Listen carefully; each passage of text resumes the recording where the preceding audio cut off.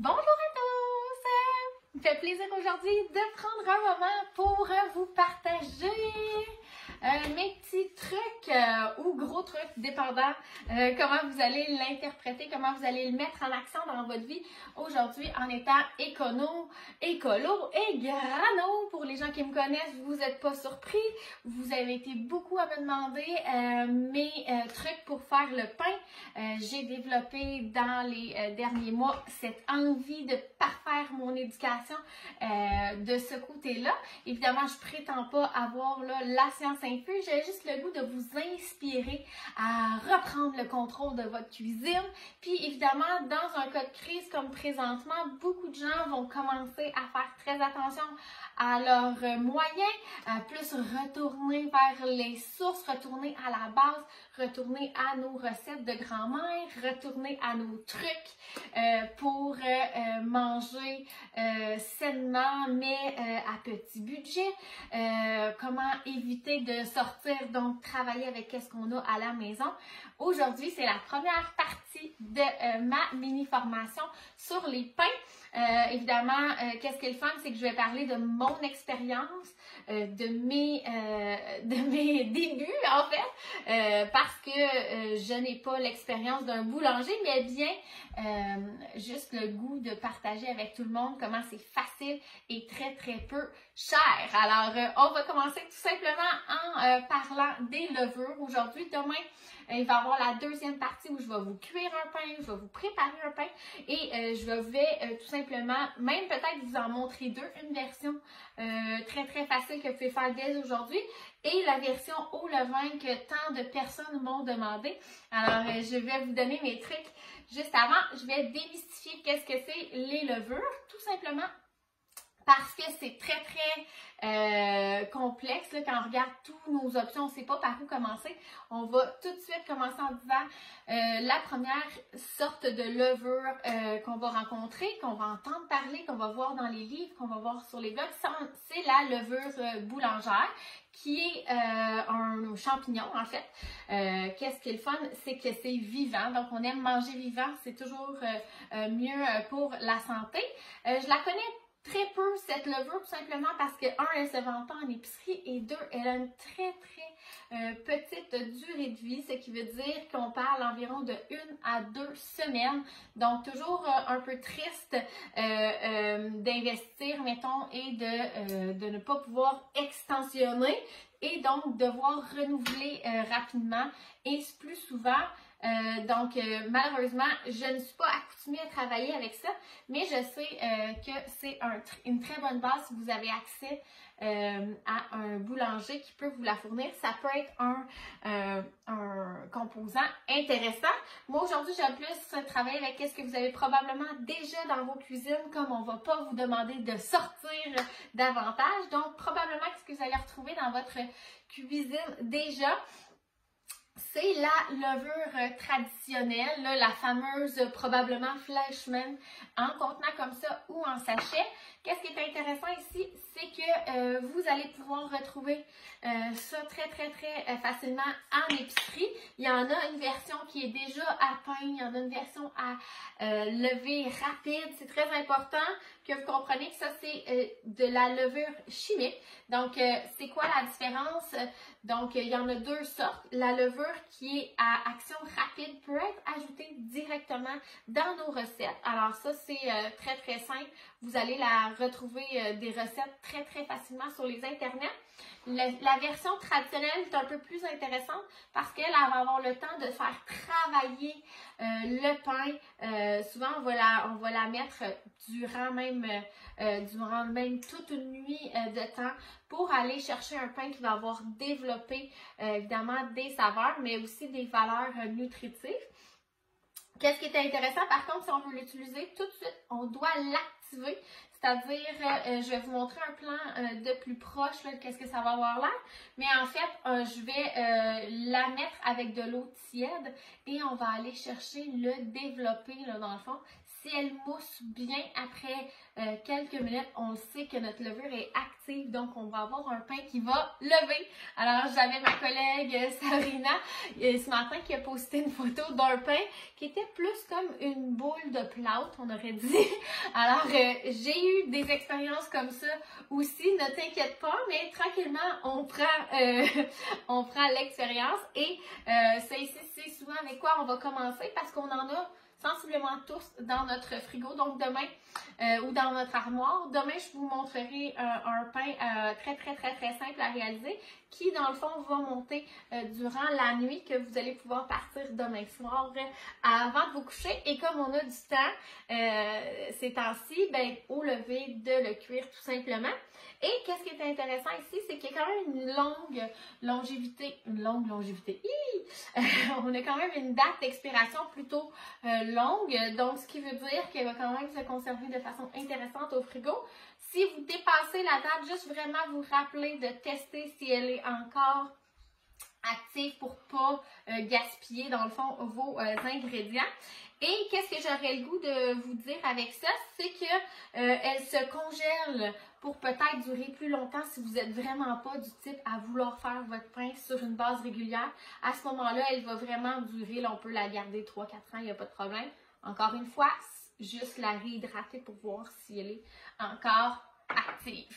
Je m'en vais tout simplement vers la troisième façon de faire, qui est de travailler avec le levain, qui est mon petit bébé, ma nouvelle chose que j'ai intégrée dans le fond dans ma routine d'autosuffisance. Et j'avais le goût de partager avec vous parce que pour moi, c'est vraiment une passion. Essayer d'imprimer de l'argent en fait. Dans les prochaines chroniques, je vais essayer de vous en faire plusieurs partages, peut-être même un par jour. Si vous aimez la plage horaire du soir, je vais essayer de vous en poster un à chaque soir, tout simplement pour vous dire que c'est vraiment facile de travailler avec qu'est-ce qu'on a. Puis quand je parle d'imprimer de l'argent, ça pourrait être tout simplement d'étirer qu'est-ce qu'on a déjà ou tout simplement de redonner la valeur à qu'est-ce qu'on a directement dans nos cuisines. Donc, on va vous inspirer à cuisiner, bien sûr, parce que ça fait partie des choses que j'aime beaucoup faire pour, évidemment, le côté santé de la chose, le côté économique de la chose. Mais aussi, on va essayer de vous... pas de vous éduquer, je prétendrai pas éduquer, mais peut-être de vous contaminer à en savoir plus et à être intéressé par qu'est-ce qu'on mange, qu'est-ce qu'on peut faire avec l'alimentation, puis où ça peut nous emmener dans notre trajectoire. Alors, je m'en vais au levain. Présentement, j'en ai une très grande quantité. On n'a jamais besoin de plus que ça ici de levain. C'est pour ça que je me mets un élastique. Parce que c'est quelque chose qui a besoin de fermenter. Donc, quelque chose, ça veut dire que vous pouvez l'imprimer dès aujourd'hui. Beaucoup de gens me demandent mes recettes, mais si vous n'avez pas de levain, dans ma recette de muffins, je vais utiliser le... on appelle ça le discard, qu'est-ce que j'aurais jeté dans le fond que j'ai pas besoin. J'ai réussi même à trouver des recettes que j'adore, que je pourrais vous mettre en commentaire demain pour pouvoir vous inspirer à faire votre levain vous-même. Mais qu'est-ce qu'on a besoin pour faire du levain? Vous allez vraiment être impressionné. On a besoin de pratiquement rien, de l'eau et de la farine. Évidemment, j'ai toujours privilégié de la farine entière, tout simplement parce que c'est là que sont nos sucres, c'est là que sont nos nutriments, mais c'est aussi une des façons les plus digestives de manger de la farine entière, c'est de la faire travailler avec le levain. Donc, c'est une façon d'ingérer plus de nutriments. Yeah! Et évidemment, parce qu'il y a ce petit côté acidulé, parce qu'il y a ce petit côté rustique au pain, au levain, et à ce moment-là, ça va complètement ailleurs. Et là, toute la famille enjoy. Et là, on entend « Moi, je veux le pain au levain ». Alors, tout simplement, une façon d'intégrer le pain à grains entiers dans votre culture familiale. Et dans le fond, la légende dit que le levain a été inventé par quelqu'un qui est un petit peu étourdi. On ne dira pas qu'est-ce qu'il avait fait pour être étourdi. Et il s'est endormi en ayant préparé sa préparation de céréales. Et celle-ci, après quelques jours, s'est mise à buller. Et c'est comme ça qu'est née l'idée de faire le levain. Alors, j'avais le goût de vous enseigner comment le faire. Évidemment, ça prend plusieurs jours, donc ça prend cette motivation à passer au prochain niveau du boulanger, non, peut-être de la personne qui se rapproche un peu plus de son autonomie. Si vous n'êtes pas prête à mettre les efforts, il existe l'option du commerce, mais évidemment, on y arrive totalement à quelque chose d'autre en commençant à se faire son petit bébé. On va même lui donner un nom, c'est une façon de faire pour pouvoir se rappeler d'en prendre soin. Alors, j'y vais comme suit. C'est vraiment super simple. Je vais en faire un avec vous pour que vous compreniez la facilité de la chose. Alors, j'utilise un pot en verre. C'est la première base à se rappeler. Le pot en verre, ça, c'était, je crois, une marinade quelconque. Donc, vous en avez tous à la maison quand vous allez terminer un contenant. Encore une fois, dans une démarche le plus écolo possible, ne pas avoir à acheter un contenant. Ça serait vraiment une super belle idée. Donc, on ne jette rien. Rien ne se perd, rien ne se crée, on l'a tout déjà. Je pense à mon amie Stéphanie Talbot qui avait le garage plein de petits pots de sauce à l'époque avant qu'on se rencontre parce qu'elle avait l'intention un jour de faire du canage. Alors, voici une des utilités pour les pots que vous avez gardés si vous êtes comme moi à ne pas vouloir jeter. Sinon, on peut utiliser des contenants à clapet comme ça où on va enlever le scellant en silicone, tout simplement pour qu'il continue de respirer. Et je vais me servir de contenant comme ça pour nourrir à chaque jour et à chaque... en fait, je vous donne l'horaire à l'instant. Alors, c'est très simple. Pour commencer un levain, vous allez devoir prendre une demi-tasse d'eau. Et vraiment facile comme ça, une demi-tasse de farine entière. Alors ici, on a dans mon modulaire la farine brune. J'ai un modulaire comme ça pour la farine blanche. J'ai un modulaire pour la farine de maïs. J'ai un modulaire pour la farine de coco. Donc, c'est une belle façon de conserver. Évidemment, si vous avez dans une démarche d'économiser de l'argent, l'idée d'acheter le gros 10 kg ou même le 20 kg, bien à ce moment-là, assurez-vous qu'il soit dans un endroit sec pour pas qu'il développe l'espèce de saveur d'humidité. Alors ici, tout simplement, je vais mettre ça à l'intérieur dans mon eau. Je vais mélanger un petit peu jusqu'à temps d'obtenir une petite bouette homogène, tout simplement. Alors, je vais même peut-être essayer de vous prendre une photo pour la mettre dans le montage. Et c'est tout. Ça aurait pu très bien aussi être une farine de seigle où il y a un sucre très soluble. En fait, qu'est-ce qui va se passer à l'intérieur ici? C'est que c'est les sucres à l'intérieur qui vont se développer. On appelle ça un principe de fermentation. Et évidemment, on a du travail pour les prochaines 2 semaines. Alors, dans 3 jours, on va refaire le même principe. Vous allez voir, il a déjà commencé à buller. Donc, 3 jours plus tard, je vais mettre une... C'est vraiment simple, là. Vous avez à vous rappeler seulement, même si la laisser traîner à côté, une demi-tasse de farine, une demi-tasse d'eau. Je remélange et je réoublie. Et 3 jours plus tard, il a commencé à vraiment s'activer. Il est devenu, comme on dit, il a développé un tonus.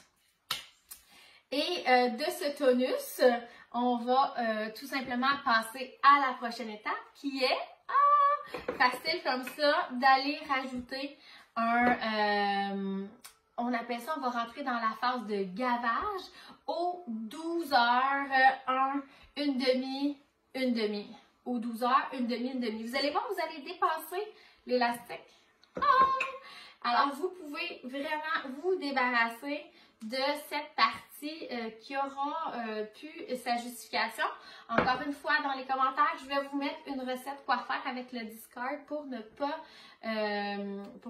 pas gaspiller, en fait, c'est comme on imprime de l'argent, je vous l'ai dit, donc on veut pas gaspiller. Et évidemment, qu'est-ce qui est intéressant ici, c'est que mon levain, après un autre 5 jours de gavage, va être né, donc être prête à utiliser, être prête à faire du pain. Alors demain, je vous ajouterai ma recette. Comment faire du pain au levain, une recette que j'aime dans la famille présentement. Donc, on est en évolution, on apprend au fur et à mesure qu'on essaye, évidemment. Et j'ai le goût de vous aussi, demain, vous ajouter une recette très, très facile à faire que vous pouvez réaliser dès ce soir, dès demain soir, dans le fond, au dodo, pour pouvoir le cuire le lendemain matin. Tout simplement dans l'optique de vous montrer comment c'est facile de faire un pain maison. Oups, un pain maison. Un beau pain ici avec des belles, comment je pourrais dire, bulles, une belle texture, quelque chose d'intéressant, mais surtout une saveur de boulangerie. Yeah! Alors, je vais terminer là-dessus pour aujourd'hui en espérant que je vous ai inspiré. Si ça vous inspire, ben partagez la bonne nouvelle. Comme quoi on va redonner le pouvoir aux gens de dire « Ok, je me réapproprie ma cuisine, j'imprime de l'argent parce que je fais à manger moi-même. » Évidemment, si on commençait à parler de prix, si on commençait de parler de fierté, d'avoir réalisé ce genre de projet, là, à ce moment-là, on s'en va totalement ailleurs. Alors, je voulais juste vous avoir inspiré. Et si vous avez des questions, ben marquez-les ici en commentaire.